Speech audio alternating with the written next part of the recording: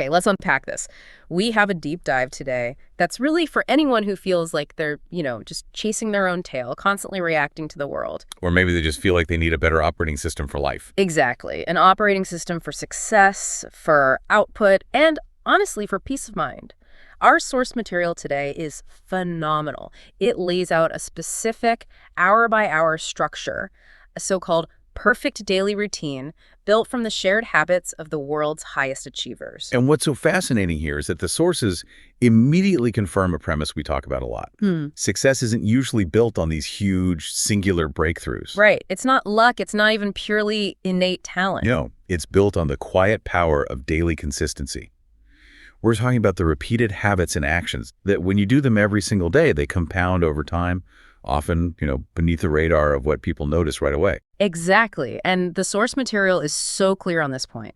Almost every highly successful person, we're talking CEOs, Olympic athletes, best-selling authors, leaders, they all follow a structured, predictable routine. It's like the scaffolding of discipline that holds up a really high-pressure life. And we have a fantastic key statistic here that just drives this home. Consistent habits, according to the research we looked at, can increase productivity by up to 40%. 40%, that's a staggering number. It's almost half your waking day just geared back to you in sheer focus and cognitive efficiency. And that statistic is really rooted in let's call it the cognitive economics of decision-making.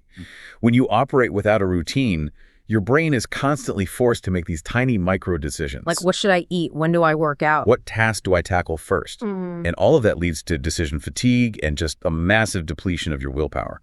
A good routine, it eliminates that daily cognitive drain. So it gives you energy, focus, and critically control. Yes, control over your own life. When you internalize these structures, your brain spends less time deciding what to do next. And it frees up all those precious cognitive resources for the actual, difficult, high-leverage work. So this is basically an anti-chaos mechanism. And that leads us right to our mission for this deep dive. We're going to go into the specifics of this hour-by-hour routine, but we need to emphasize something up front. A really important point. While the principles are fixed, you have to exercise, you have to protect deep work, the precise times are adjustable, you can fit them to your life. But the consistency, the sheer repetition of the pattern, that must be maintained. And that required attitude is so essential. Perfectionism is the enemy of consistency. Oh, absolutely. If you aim for 100% and you fail once, you risk just throwing the entire structure away. This framework is for peak performance, not a rigid set of rules designed to make you feel guilty if you miss a day or shift the times a bit to, deal with a kid's schedule. Right. The structure we're analyzing is based on proven, shared habits of successful people, and we're going to move chronologically, starting the very moment that alarm clock goes off. All right, let's jump right into section 1, mastering the morning. This is where the discipline really begins, and the source material, it doesn't pull any punches. It demands intentionality right from the jump. It starts early, very early. The discipline of early rising, 5:00 to 5:30 a.m. So the first rule is, well, it's brutal but effective. It's designed to immediately establish control. As soon as the alarm goes off, get out of bed. Immediately. No negotiation. No negotiation with the snooze button. And the very first action you take, drink a full glass of water to rapidly rehydrate your body and your brain. And the why analysis there, especially with hydration, it's so critical and it's so often overlooked. After 7 or 8 hours of sleep, your body is in a state of mild dehydration. Right. Makes sense. And water loss, even a tiny percentage, is known to impair cognitive function. Your short-term memory, your focus, your numerical processing can all drop almost immediately. So drinking water specifically before coffee is literally the simplest biohack to kickstart your brain. You're just rapidly reversing the effects of sleep on your brain by restoring that fluid balance. It's so simple. But the main reason for the early time, that 5:00 or 5:30 a.m., it's not biological. It's profoundly psychological and strategic. The source says the morning is quiet. It offers you time free from external distractions. No noise, no texts, no flood of early emails. This time, and this is the quote we pulled, belongs to you. That concept of time ownership is foundational. It's a dedicated period of pure proactivity before the world can just bombard you with reactive demands. Because when you start your day responding to other people's needs, emails, texts, early meetings, you immediately give up control of your own focus. You've surrendered your agenda. And the sources explicitly state that early rising acts as an immediate discipline multiplier. That's why discipline is cited as the foundation of all success. It's an immediate high-leverage win that sets the tone for making difficult choices later in the day when your willpower naturally starts to fade. And we see this commitment to, like, temporal isolation mirrored in the examples. Apple's CEO Tim Cook wakes up around 4:30 a.m. Jack Dorsey, the founder of Twitter and Square, he's up at 5 a.m. And these aren't people who are lacking work to do, right? It's the opposite. But they're prioritizing planning, complex strategic thinking, personal organization. They're securing that uninterrupted cognitive space while the rest of the world is still asleep. And just think about the quality of thought you can generate in that quiet window, say from 4:30 to 5:30 in the morning, versus the quality of thought you can produce at 4:30 in the afternoon. After a dozen meetings and hundreds of notifications. Exactly. In that pre-dawn silence, there's no pressure, no interruptions, and critically, no fear of interruption. It's pure, uninterrupted cognitive space for high-level strategy and goal setting. They aren't checking social media. They're setting the strategic direction for their entire organization. They use that self-secured silence as a competitive advantage. Okay, so once that mental foundation is secured, the routine moves immediately to the physical. Exercise. From 5:30 to 6:30 a.m., this is the second non-negotiable step. And it really is a non-negotiable block for peak performers across every single field. The activity is defined as, 30 to 60 minutes of exercise. It can be a run, lifting weights, yoga, or even just a brisk walk. The format doesn't matter as much as the consistency. Exactly. The consistency of the movement and just getting your heart rate elevated. That's the key. Now, the immediate benefits are what we always hear about. It wakes up your body, releases endorphins, gives you that natural post-workout high. But the source focuses heavily on the scientific and productivity benefits that come after. It links exercise directly to your professional performance. Right. Exercise isn't just for physical health. It's a profound brain tool. The Harvard study that's referenced in the sources, it didn't just find general health improvement. They found that regular morning exercise specifically improves your executive functions. So things like focus and decision-making speed. Focus, decision-making speed, and, crucially, it lowers your circulating cortisol levels, which significantly reduces stress for the rest of the day. You are literally stabilizing your neurochemistry for the complex challenges that are ahead. You're improving blood flow to the hippocampus, which is critical for memory and learning before you even sit down at your desk. It's interesting how they frame the mindset here, too. It's not just about getting fit for vanity's sake. You look at Dwayne "The Rock" Johnson. He trains every morning before work, and he treats the gym as his, laboratory for discipline. And Richard Branson's claim that morning exercise adds 4 extra hours of productivity to his day. Yeah, that's a huge claim. That claim is key because it illustrates this concept of cognitive return on investment. It's not that he's physically working 4 extra hours. It's that the quality of his focus, the speed of his decision-making, and his sustained energy for the existing 8 hours is so much higher because of those neurochemical benefits he established in the morning. So the psychological message is just profound. Moving your body first thing reinforces the feeling of, I am in control today. You tackle a difficult physical task early, and suddenly the mental tasks, the complex spreadsheets, the difficult phone calls, they seem less daunting because you've already achieved a significant victory before 7 a.m. So we've hydrated the brain, we've established temporal control, and we've physically activated the body. Now we move inside for 6:30 to 7:00 a.m., priming the mind with meditation and gratitude. This is the deliberate pause. Yes, and this is the essential counterpoint to the intensity of the early morning. After the physical exertion and the discipline of waking up, you need to transition into a calm, focused mental state. You just sit quietly for 10 to 20 minutes. For meditation or prayer, or I like this one, the deliberate practice of writing down 3 specific things you're grateful for. The immediate results are pretty clear. It calms the nervous system, sets a positive emotional tone for the day. But let's dig into the science behind gratitude, which the sources suggest is a mechanism for actually rewiring your brain. This is where we can get specific about something called the reticular activating system, or the RAS. The science here is potent because gratitude is not just a nice feeling. It's an active process of shifting your brain's default operating mode. So what is the RAS exactly? The RAS is essentially your brain's filter. It screens out billions of pieces of information to only bring to your conscious attention what you deem important or relevant. So if you start the day focusing on problems, your RAS filters for threats and scarcity. But if you spend 10 minutes practicing gratitude, Actively listing successes or things you appreciate, you literally prime your awareness to filter out negativity and instead highlight positive factors, opportunities, and solutions all day long. so your brain is actively looking for opportunities instead of just looking for threats. It sounds like you're deliberately programming your internal GPS. Exactly. And the source emphasizes the transformative impact. Just 10 quiet minutes can fundamentally change the lens through which you experience the entire day.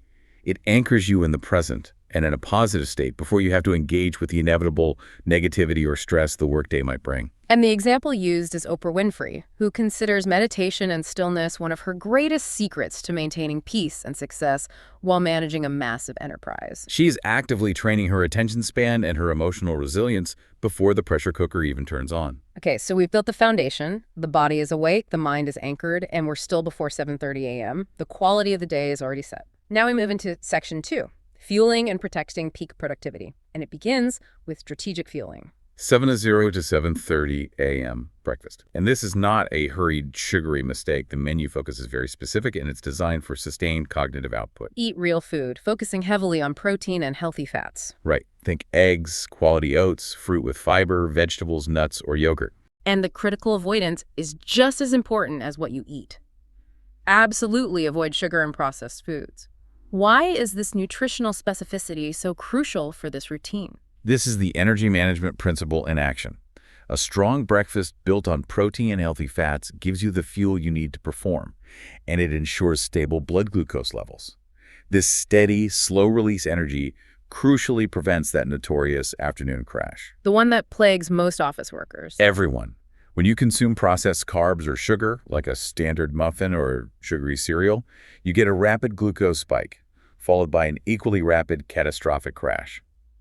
And that crash shows up as lethargy, brain fog, irritability, and severely reduced focus right when you need it most. So if you fuel yourself incorrectly, you literally undermine the next 4 hours of deep work before they even begin. Exactly. You're guaranteeing a massive drop in that 40% productivity gain we talked about. It's really about optimizing your neurochemistry through nutrition. The source mentions author Tim Ferriss, who relies on intense, focused mental output. And he often utilizes a high-protein, low-carb breakfast. For people whose success comes from focused mental output, their diet is a direct tool for maintaining that concentration. If you fuel your body like a high-performance machine with sustained quality energy, you get high-performance output. If you fuel it with cheap sugar, you get a quick burst and then failure. And now we enter the core, the absolute heart of this entire routine, the golden block. From 8:10 a.m. to 12:00 p.m., deep work. This 4-hour window is designated as the most valuable, most important time of the entire day. This is where the output that truly moves the needle on your life and your career is created. This block is dedicated exclusively to the biggest goal: writing, complex problem solving, creating a new proposal, studying whatever the hardest, most cognitively demanding task of your day happens to be. And the strict rules of engagement are the defining feature. We have to emphasize the source's guidelines here. They are strict. Absolutely no emails, no social media, no informational browsing, and no interruptions during this period. This non-negotiable protection, it ties right back to the expert analysis on cognitive timing. The justification is scientific. Your mind is freshest in the morning. Your willpower battery is fully charged. Fully charged, your mental clarity is highest, and your circulating cortisol levels, which can inhibit complex thought, are at their most manageable, thanks to the water and exercise and quiet time we just completed. This is the optimal window for tackling complexity. So let's spend some time defining exactly what we mean by deep work, drawing on the referenced principles of Cal Newport. How is this protected block different from just standard busy work? Well, deep work, as Newport defines it, is professional activity performed in a state of distraction-free concentration that pushes your cognitive capabilities to their absolute limit. These efforts create new value, they improve your skill, and they're very difficult to replicate. And shallow work, on the other hand, is things like answering emails, attending low-stakes meetings, data entry, social media management. It's non-cognitively demanding, often done while you're distracted, and it's easy for someone else to replicate. And the problem is fragmentation. That's the killer of deep work. Can you explain for the listener the concept of switch cost and attention residue that makes checking an email in the middle of this block so destructive. Yes. So every time you switch your attention from the complex, high-value task, the deep work, to a quick interruption like an email, your brain incurs a switch cost. Even if you only look at the email for 10 seconds, your mind takes time to reorient itself back to the original difficult problem. And worse, there's something called attention residue. Right. It means a portion of your focus remains stuck on the previous task.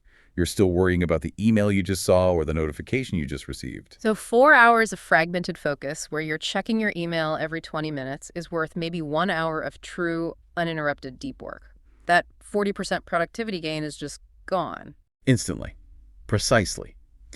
If you segment those 4 hours, say 8 a.m. to 12 p.m., and dedicate them purely to solving a complex problem or creating something new, the accumulated output over a year is massive. It's far superior to a competitor who spends 12 hours a day operating in a state of low-level distraction. And this is why the protection mechanism has to be absolute. The morning is the window of creation, and it must be defended like gold. Let's talk about how you actually build a fortress around those 4 hours in our modern, hyper-connected world. What are the practical steps? It requires proactive defense and really clear boundaries. So first, internal clarity.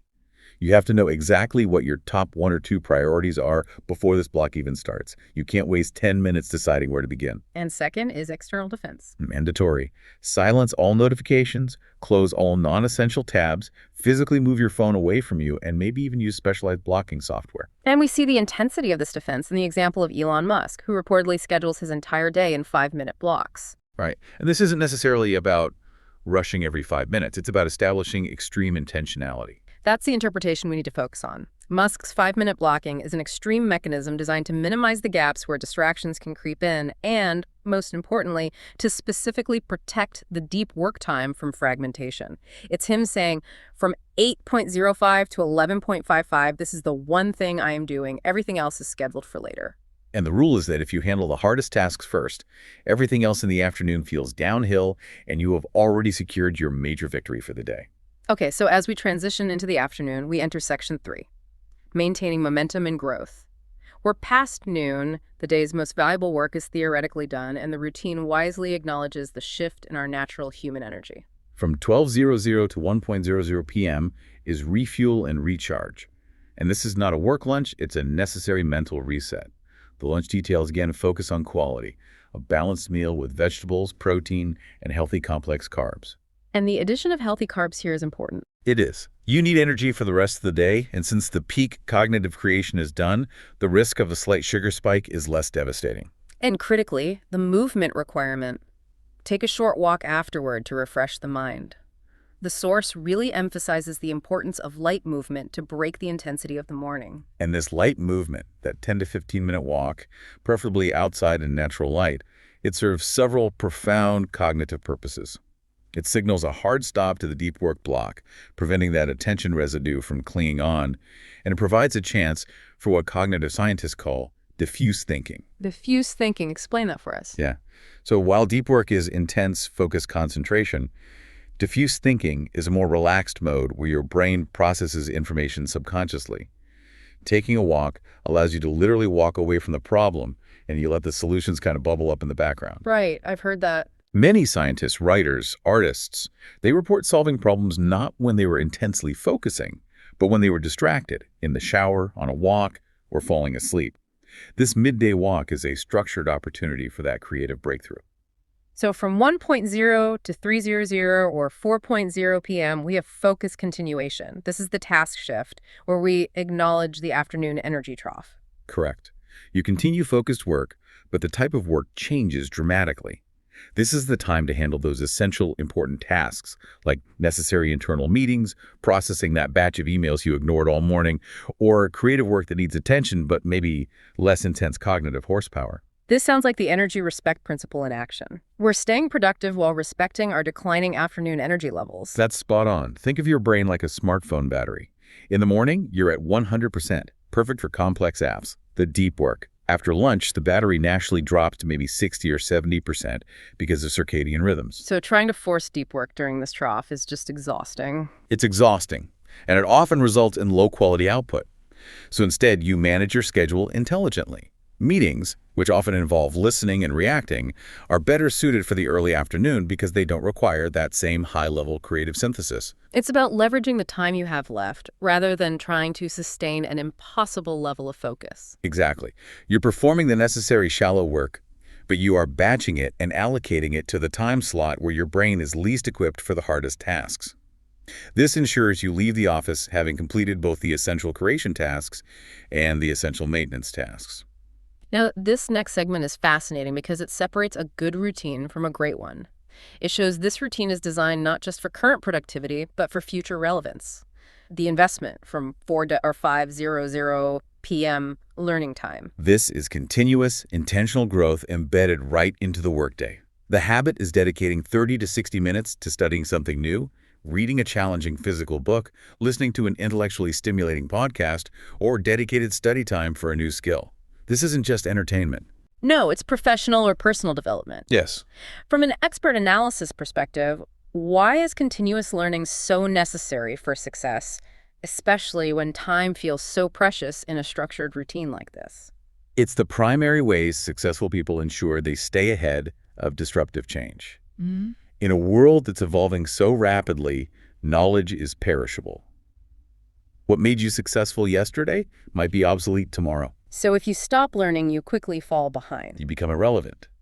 By dedicating a structured hour late in the workday, you ensure that continuous improvement isn't just left up to chance or motivation after a long, exhausting day. It's embedded into the framework. It makes learning a job requirement. And the compounding effect must be huge here. Even 15 minutes of focused learning a day, as the source points out, that adds up to massive growth over time. Let's put some numbers on that. 15 minutes of focused reading. We reviewed. Warren Buffett, who attributes so much of his success to his knowledge base, reads 5 to 6 hours a day. Bill Gates reads about 50 books a year. And while the average person can't maintain that volume, the principle is non-negotiable. Success demands constant retooling of your mind and acquiring predictive knowledge understanding where the world is going, not just where it's been. This late afternoon block serves as both a wind down from active work and a crucial investment in your future competence. So as the active workday closes, we move into section 4, connection, reflection, and rest. This final part of the routine is often the first thing to be sacrificed, but the source material treats it as absolutely critical to long-term sustainable success. It is the holistic balance check. If you succeed professionally but you fail personally, the system has still failed you. From 6:00 to 8:00 p.m. is prioritizing people, family, friends, or personal time. The activity is pretty straightforward. Eat dinner with loved ones if possible, focus on talking, connecting, and relaxing. But why is this specific inclusion so heavily weighted in a routine that's designed to maximize professional performance? Well, this is the why this matters analysis, and it's often backed by decades of longitudinal studies, like the famous Harvard Grant study. Yeah. The source material identifies strong relationships as one of the biggest predictors of long-term happiness and success. Right. When people define success purely in professional terms, net worth, titles, they often find that without a strong social safety net, that success feels empty. And that leads directly to burnout, chronic stress, and eventually reduced performance. The source delivers a really powerful core balance quote that cuts right through the corporate grind.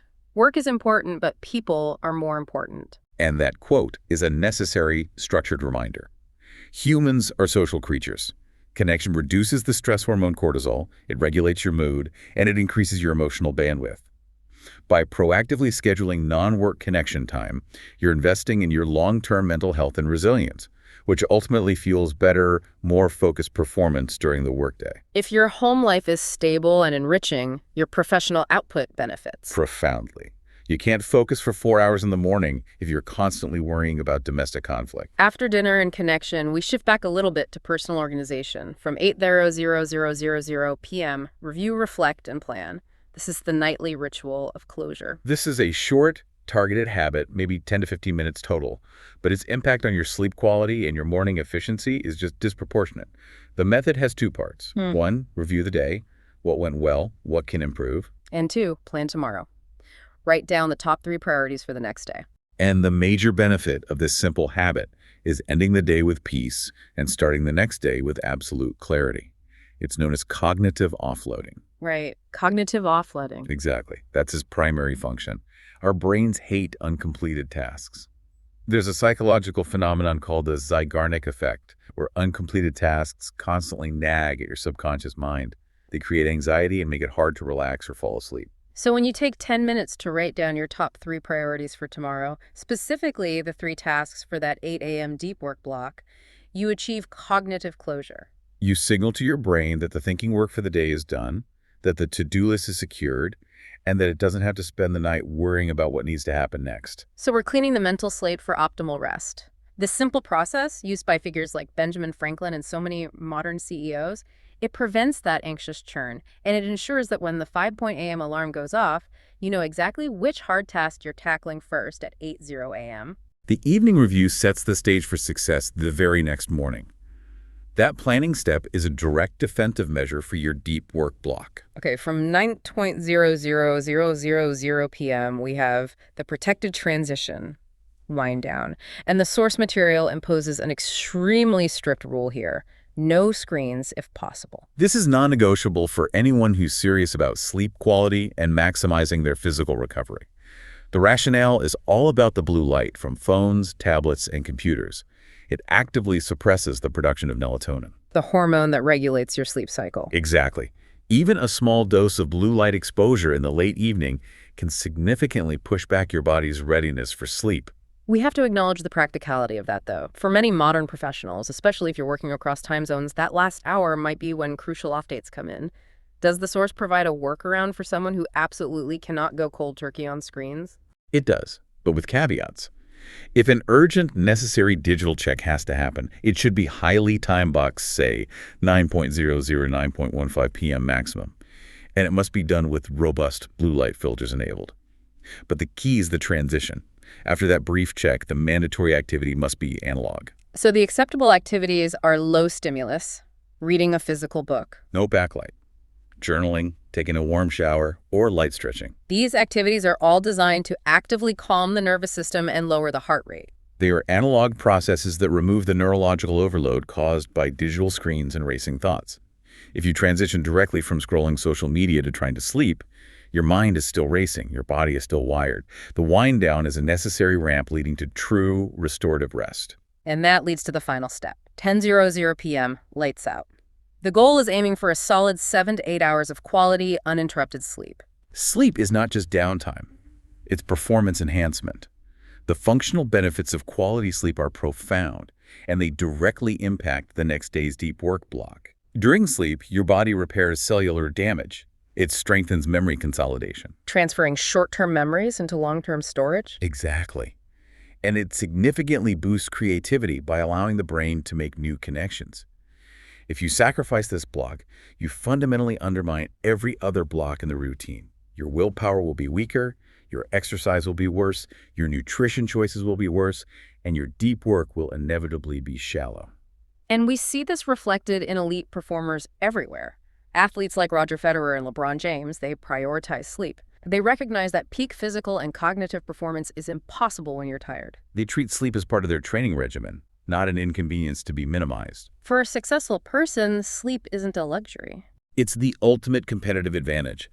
Hitting that 10 p.m. mark ensures you can comfortably wake up at 5 a.m. refreshed and ready to execute the entire discipline routine again with maximum energy and clarity. It closes the loop perfectly. We have journeyed hour by hour through this entire structure, from the disciplined 5:00 a.m. wake-up call right through to the 10:00 p.m. lights out.